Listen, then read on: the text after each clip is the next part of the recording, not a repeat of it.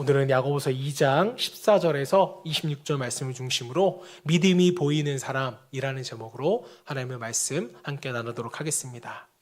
자, 야고보서의 주제와 비슷한 이야기가 하나 있어서 들려드리도록 하겠습니다. 자, 어떤 한 사람이 영국의 시인이자 사상가인 윌리엄 블레이크라는 유명한 사람을 찾아가서 물었습니다. 선생님, 위대한 사상가가 되려면 어떻게 해야 합니까? 그러자 블레이크는 이렇게 대답했습니다. 많이 생각하십시오. 대답을 들은 그는 마치 보물이라도 얻은 듯 기뻐하며 집으로 돌아왔습니다.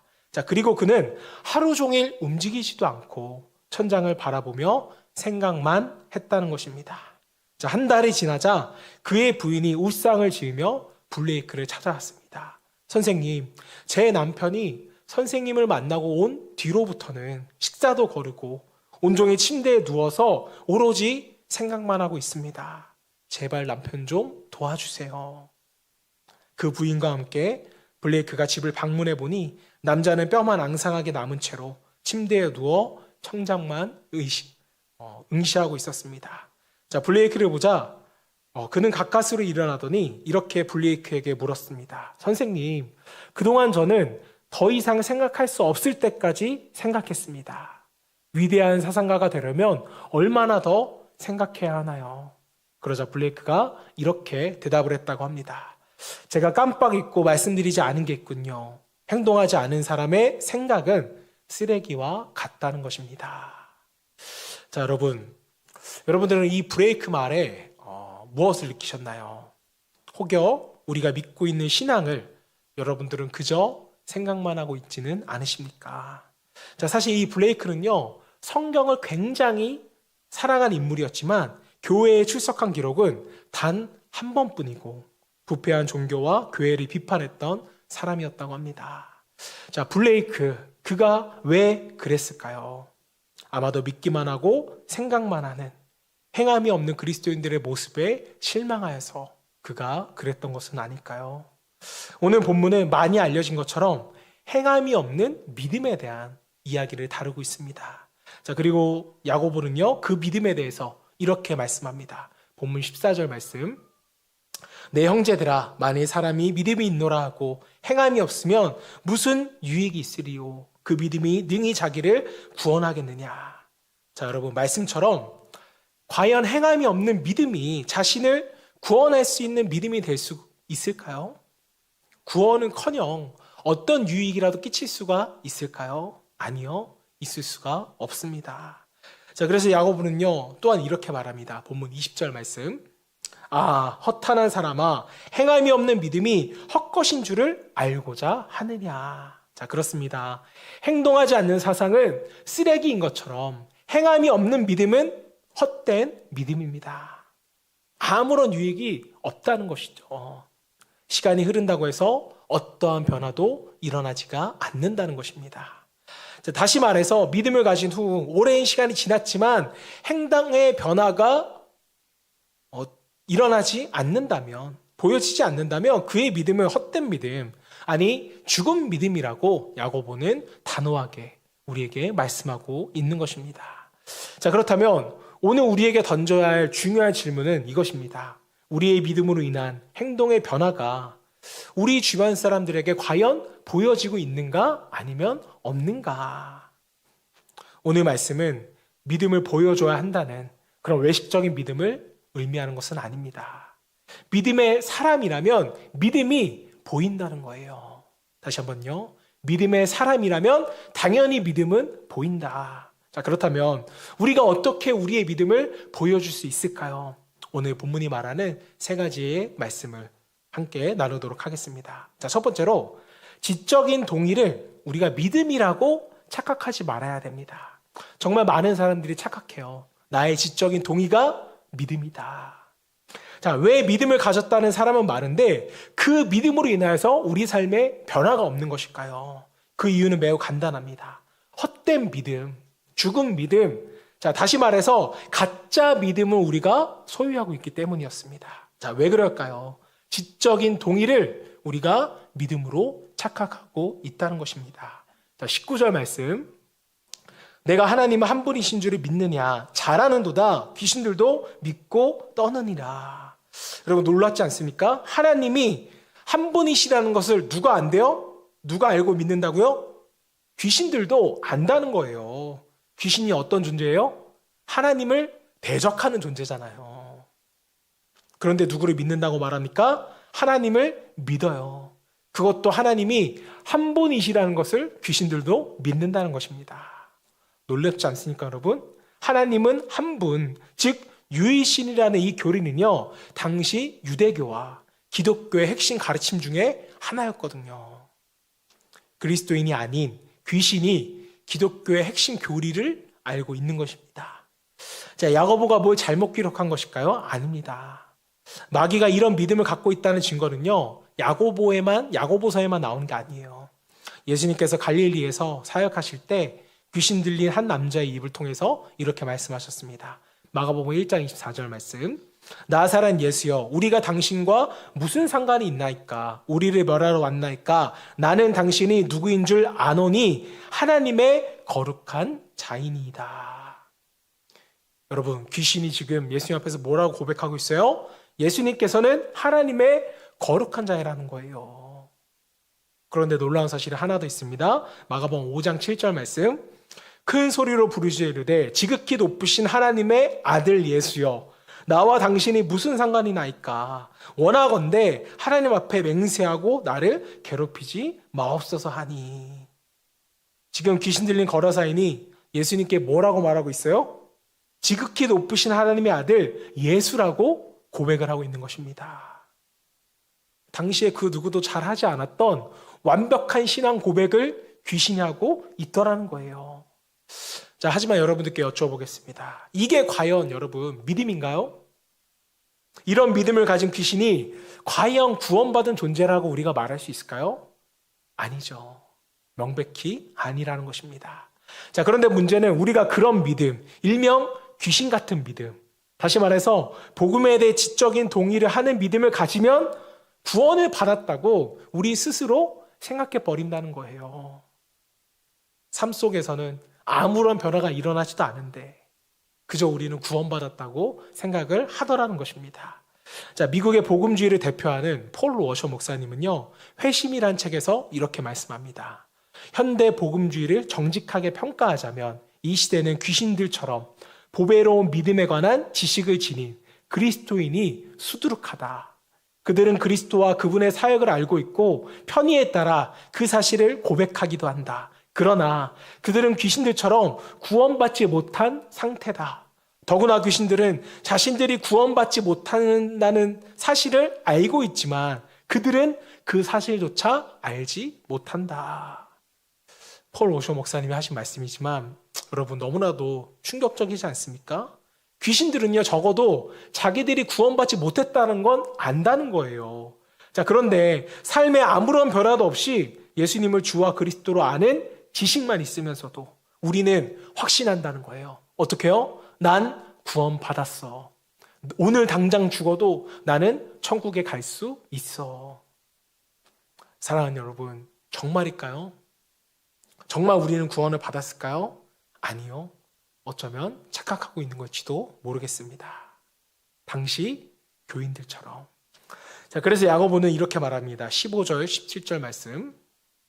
만일 형제나 자매가 헐벗고 일용할 양식이 없는데 너희 중에 누구든지 그에게 이르되 평안히 가라, 덥게 하라, 배부르게 하라 하며 그 몸에 쓸 것을 주지 아니하면 무슨 유익이 있으리요?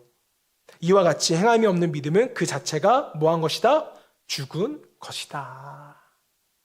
자, 지금 야고보가 간단한 예화를 성도들에게 하고 있는 거예요. 그 간단한 예화 하나면 지적인 동의가 진짜 믿음이라고 생각하는 사람들의 착각을 깰 수 있었기 때문입니다. 그 예화가 뭐였어요? 헐벗고 일용할 양식이 없는 형제에게 도움이 필요한 것은 매우 잘 알고 있어요. 하지만 어떠한 행동도 취하지 않고 말만 하는 사람들의 모습이라는 것입니다. 평안할지어다, 따뜻할지어다, 배고프세요? 배부를지어다. 여러분, 이 사람의 말이 어떠한 유익이 있나요? 없어요. 마찬가지로 온갖 진리를 다 안다고 말한다 해도 삶의 행동이 나타나지 않으면 아무런 유익이 없다. 즉 죽은 믿음이라는 것입니다. 자, 다시 말해서 구원받은 진짜 믿음은 맞다 아니다? 아니라는 것입니다. 사랑하는 여러분, 혹시 저와 여러분의 믿음이 이런 지적인 동의에만 머물러 있지는 않습니까? 지적인 동의는요, 믿음이 아니라는 거예요. 행하는 것, 그것이 바로 살아있는 믿음인 것입니다. 저 여러분 모두가 지적인 동의가 아닌 행함의 동의로서 믿음을 나타낼 수 있기를 주님의 이름으로 축복합니다. 자, 한 발 더 나아가서 우리가 어떻게 우리의 믿음을 보여줄 수 있을까? 자, 두 번째는요, 감정적인 반응을 우리가 믿음이라고 착각하지 말아야 한다는 거예요. 감정적인 이 변화를 믿음이라고 착각하지 않아야 됩니다.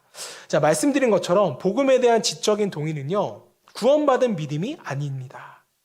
다행히 요즘은요, 대부분의 성도님들이 이 정도의 지식은 분명히 있어요. 자, 하지만 안타까운 것은 여전히 삶의 변화가 없음에도 불구하고 자신의 믿음이 있다고 생각하는 사람들이 많다는 것입니다. 여러분, 왜 그럴까요? 말씀에 반응하는 자신의 감정에 속기 때문에 그렇습니다. 이거 신앙생활하면서 여러분들이 정말 주의하셔야 돼요. 설교를 듣거나 말씀을 볼 때 마음에 감동이 온다는 것이죠. 흔히 은혜 받았다고 말하게 되는 이 감정적 반응으로 인해서 우리는 믿음이 있다고 착각을 하게 된다는 것입니다. 자, 과연 말씀을 들을 때 오는 감정적인 반응이 참된 믿음의 시금성이 과연 될 수 있을까요? 아니에요. 다시 본문 19절 말씀 보겠습니다. 내 하나님은 한 분이신 줄 믿느냐? 잘하는도다. 귀신들도 믿고 떠느니라. 이 말씀은 정말 엄청난 말씀인데 잘 보세요. 귀신들이 말씀에 대해서 어떻게 반응하고 있습니까? 떨고 있다는 거예요. 여러분 놀랍지 않습니까? 여기서 떠는이라는요, 뜻이 엄청난 뜻이 담겨져 있습니다. 여기서 떨다는 헬라어 풋리소라는 단어인데요, 단순히 몸서리치는 그런 것을 의미하는 게 아니에요. 이것은 하나님의 임재에서 오는 극도의 공포로 인한 억누를 수 없는, 또 통제할 수 없는 격렬한 떨림을 의미하더라는 것입니다. 자, 다시 말해서 마귀들은 정통교리를 알고 있을 뿐만 아니라 전능하시고 온 우주 만물을 다스리시고 심판하시는 하나님 앞에서 격렬한 감정적인 반응을 보였다는 거예요. 즉 귀신들도 진리에 압도되었다는 것입니다. 자, 하지만 동일한 질문을 다시 던져볼게요. 이것이 참된 믿음일까요? 진리에 압도되어 터져나오는 감정의 변화를 경험하고 있다면 그 사람은 정말 참된 믿음의 소유자라고 우리가 말할 수 있을까요? 아닙니다. 야고보는 다시 한 번 더 우리에게 이렇게 말해요. 본문 20절 말씀. 아, 허탄한 사람아, 행함이 없는 믿음이 헛것인 줄을 알고자 하느냐. 그는 허탄한 사람입니다. 공허한 사람이라는 거예요. 여러분 정말 그렇지 않습니까? 말씀을 들을 때는 우리가 마음이 뜨거워지고 두렵고 떨리는 마음으로 감정적 변화는 있었는데 삶으로 돌아오니까 삶의 변화는 전혀 없으니까 마음이 어때요? 공허하고 허탄해지는 것이죠. 그래서 혹시 말씀을 들을 때마다 이런 생각이 들지는 않으셨습니까? 말씀은 들으면 뭐해? 변화가 없는데. 교회에 가면 뭐해? 나는 세상 사람들과 차이가 없는데. 왜 그럴까요? 분명 마음은 뜨거워지고 눈에서는 눈물이 나는데 왜 여러분 변화가 없을까요? 감정적인 반응을 우리가 믿음이라고 착각했기 때문입니다. 자, 그렇다면 여기서 우리는요, 한 가지 의문을 좀 가질 수 있어요. 아니, 목사님, 성령께서 역사하실 때 우리의 마음이 뜨거워지지 않나요? 눈물도 나고 또 감정적인 반응은 당연한 거 아닙니까? 맞습니다. 성령이 역사하실 때, 하나님의 말씀이 깨달아질 때 우리의 마음은 뜨거워져요. 즉, 감정적인 변화도 일어난다라는 것이죠. 자, 그러나 우리의 변화가 거기서 그친다면, 거기서 그냥 멈춰 있다면 그것은 성령의 역사가 아니라 그저 우리의 감정의 역사라는 거예요. 아주 중요합니다. 감정의 역사냐, 성령의 역사냐, 멈추는지 아니면 달려나가는지 거기서 여러분 우리가 확인을 할 수 있습니다. 자, 우리가 왜 감동적인 영화를 보면은 눈물 흘릴 때가 있잖아요. 이 감정적인 변화를 우리가 은혜라고 표현합니까? 아니죠. 이것은 그냥 감정적인 카타르시스를 우리가 경험했을 뿐입니다. 자, 그러기에 우리가 변화된 인생을 살기 원한다면 감정적인 반응과 감정의 변화만 가지고 자신을 참된 믿음의 사람이라고 단정 짓지는 말아야 한다는 것이죠. 참된 믿음은 감정적인 변화를 물론 수반하지만 거기서 그치지가 않는다는 거예요. 그 이후 변화의 삶이 분명하게 있다는 것입니다. 자, 사랑하는 여러분, 은혜 받음은 감정의 변화가 아니라 삶의 변화입니다. 여러분의 감정을 가지고 믿음과 또 믿음 없음을 판단하는 것이 아니라 삶의 변화로 여러분의 믿음을 확인하고 증명할 수 있는 저와 여러분 되시기를 주님으로 축복합니다. 자, 마지막입니다. 마지막으로 우리는 어떻게 우리의 믿음을 보여줄 수가 있을까요? 자, 세 번째는요. 행함을 하게 만드는 참된 믿음을 우리가 소유할 때 믿음은 보여진다는 것입니다. 여러분 혹시 전도 폭발이라는 훈련을 들어보셨습니까? 제가 신학대학을 다니던 시절에는요, 이 전도 폭발이라는 것이 굉장히 유행했었는데요. 자, 이 훈련을 받고 훈련생들이 전도를 하고 돌아오면 전도 보고서라는 것을 제출합니다. 자, 거기에는 진단 질문을 통해 전도 대상자가 어떤 상태인지를 좀 이렇게 적게 되어 있어요. 자, 그런데 적지 않게 이런 보고가 있었다는 것입니다. 천국에 들어갈 확신은 없었고 그 이유에 대한 대답은 행위, 진단은 확신 부족. 이 사람은 비신자입니다. 자, 전도자들은요, 예수를 믿는다고 하면서도 자신의 행위가 따라주지 않아서 천국에 들어갈 확신이 없는 사람들, 확신 부족이나 비신자라고 보고를 했습니다. 자, 그러면서 그에게 행위가 아닌 믿음으로 구원받는다는 전도 전문을 제시하고 그가 행위가 아닌 믿음으로 구원을 받게 되었다고 복음을 하더라는 거예요. 자, 그런데 여러분, 여기서 우리가 이상하게 생각해야 될 것이 하나가 있습니다. 전도를 받고 확신을 갖게 된 사람이나 이미 구원의 확신을 가지고 전도한 전도자나 삶의 행동에는요, 별다른 변화가 보이지 않더라는 거예요. 구원의 확신은 있으나 삶의 변화가 없는 사람은 대부분 이 말씀을 굉장히 중요시하고 따르는 사람들입니다. 로마서 3장 28절 말씀, 굉장히 중요한 말씀이죠. 그러므로 사람이 의롭다 하심을 얻은 것은 율법의 행위에 있지 않고 믿음으로 되는 줄 우리가 인정하노라. 이와 비슷한 구절이 성경에 굉장히 많이 나오죠. 사도 바울이 많이 말했습니다. 우리는 행위로 구원받는 것이 아니라 뭘로 구원받아요? 믿음으로 구원받더라는 거예요. 자, 그래서 야고보서는요, 사실 환영받지 못하는 성경이었습니다. 논란이 많았던 성경이에요. 믿음으로 구원을 받는데 행함이 없는 믿음은 죽은 믿음이라고 하니까 누가 여러분 야고보서를 좋아하겠어요? 읽기만 해도 부담되는데. 이에 대해서 세계적인 신학자인 김세윤 박사님은 칭의와 성화에서 이런 말을 합니다. 제가 좀 읽어드리겠습니다. 우리의 구원이 전적으로 하나님의 은혜로 이루어지는 것이고 그러므로 우리는 그것을 우리의 지혜나 선행으로 이루는 것이 아니라 믿음으로 받는 것이라고 요약되는 칭의로는 많은 피상적인 사람들에게 방종을 위한 면허증으로 오해되어 왔다. 너무나 중요합니다. 믿음으로 받는 것이라고 요약되는 칭의로는 많은 피상적인 사람들에게 방종을 위한 면허증쯤으로 오해되었다. 무슨 말이에요?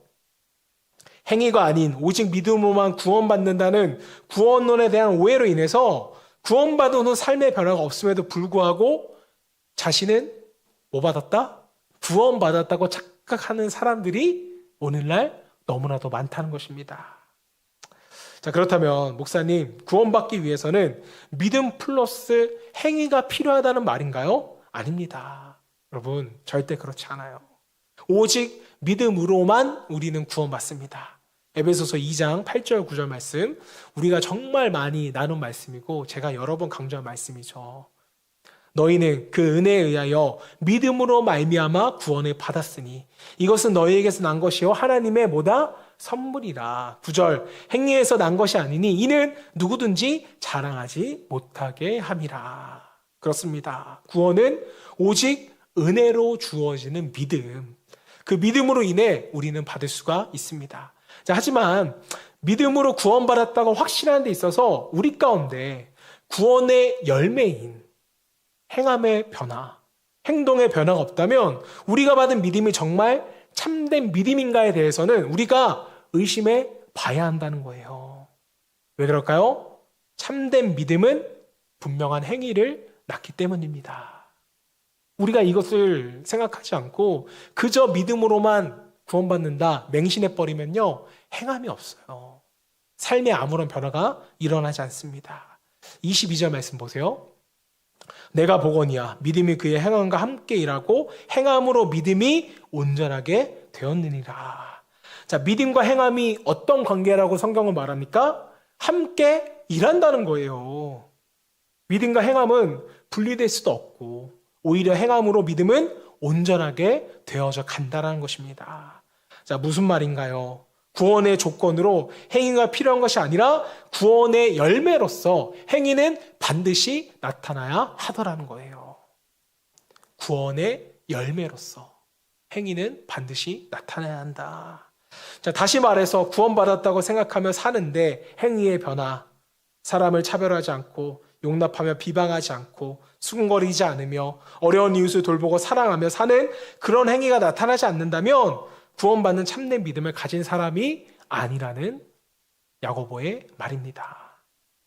자, 이런 이야기를 우리가 갑자기 들으면 좀 혼란스러울 수도 있는데요. 야고보는 혼란스러워하는 사람들에게 대표적인 예 두 가지를 들려주고 있습니다. 첫 번째는 당시 사람들이 가장 중요하게 생각했던 믿음의 조상 아브라함이고, 둘째는 믿음의 반열에 오늘이라고 생각할 수 없었던 기생 라합의 이야기입니다. 야고보는 먼저 아브라함을 말하죠. 본문 21절입니다. 우리 조상 아브라함이 그 아들 이삭을 제단에 바칠 때 행함으로 의롭다 하심을 받은 것이 아니냐. 자, 말씀을 보시면 아브라함이 어떻게 구원받았다고요? 행함으로 의로움을 받았어요. 구원을 받았다는 것입니다. 자, 목사님, 이렇게 되면 행함으로 구원받는 거 아닙니까? 아니요. 야고보의 예는요, 창세기 22장의 이야기거든요. 그 전인 창세기 15장 6절에 구원에 대한 믿음이 나옵니다. 15장 6절 창세기. 아브라함이 여호와를 뭐하니? 믿으니 여호와께서 이를 그의 의로 여기시고. 제가 예전에도 한번 설명드린 적이 있어요. 믿음에는 두 가지 믿음이 있다고 말씀드렸죠. 처음에 하나님을 믿는 믿음, 구원받은 믿음이고, 이후에는 믿음, 구원받은 이후에 믿음이 있다라는 거예요. 그게 뭐다? 행함이다. 보세요, 여러분. 언제 아브라함이 의롭다 여김을 받았어요? 이삭을 제단에 드리는 행위 이전에 이미 하나님께서 아브라함을 의롭다고 여기셨다는 거예요. 무슨 이야기입니까? 아브라함은 오직 믿음으로 의롭게 된 것이고, 그 믿음이 참된 믿음이었기에 의롭게 된 이후에 그 의로움을 증명하는 행함, 즉 구원의 열매가 나타났다는 것입니다. 자, 야고보는 부도덕한 여인, 기생 라합도 마찬가지라고 말해요. 그녀 역시 믿음으로 구원받았고 그 참된 믿음의 증거로서 이스라엘의 정탐꾼을 목숨을 걸고 피신시키는 행함의 믿음을 보여주더란 것입니다. 자, 그렇습니다, 여러분. 믿음과 행위는 분리되지 않더라는 거예요. 믿음이 없이 행위로 구원받을 수 없으며 믿음이 있노라 하면서도 행함이 나타나지 않을 수 없다라고 성경은 우리에게 증거하고 있습니다. 자, 하지만 안타깝게도 오늘날 믿음이 있노라 하는 사람은요, 많은데 참된 믿음을 가진 사람의 행함은요, 보이지가 않습니다. 자, 그래서 믿는 사람이라고는 하는데 어디를 보아도 믿음이 보이지를 않는 거예요. 우리가 사회에 나가서 이런 사람들을 얼마나 많이 봅니까? 또 우리의 모습이기도 하잖아요. 사랑하는 여러분, 마음이 있으면 행할 수밖에 없습니다. 마음이 있으면 그렇게 살지 않는 게 더 어려워요. 하나님의 은혜로 받은 믿음인데 믿음대로 살지 않는 것은 너무나도 어려운 일입니다. 즉 믿음대로 살지 않는 것은요, 믿음이 있다는 건 없다는 거예요? 없다는 것과 동일한 뜻이죠.